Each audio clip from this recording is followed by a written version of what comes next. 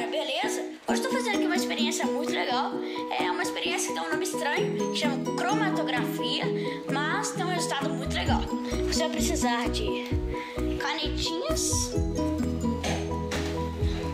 vai precisar de aqueles papéis que você coloca café, você vai precisar de copos.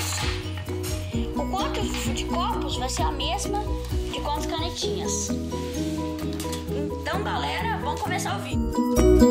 A primeira coisa que você tem que fazer é cortar tiras do papel de café. Ela tem que ter 10 centímetros por 3. A segunda coisa é encher os copos de álcool, pelo menos 1 centímetro.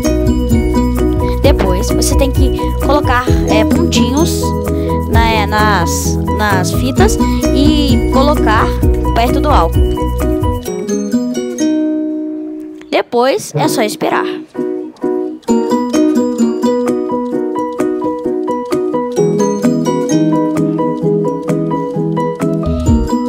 Já está funcionando.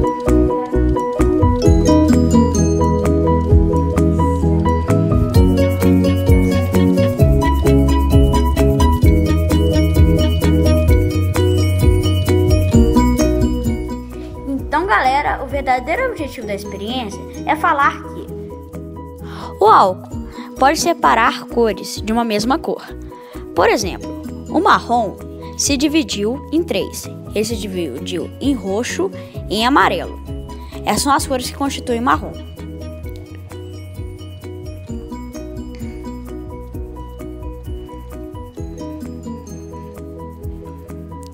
O preto é formado só de preto mesmo. O verde é formado por amarelo e um azul bem claro.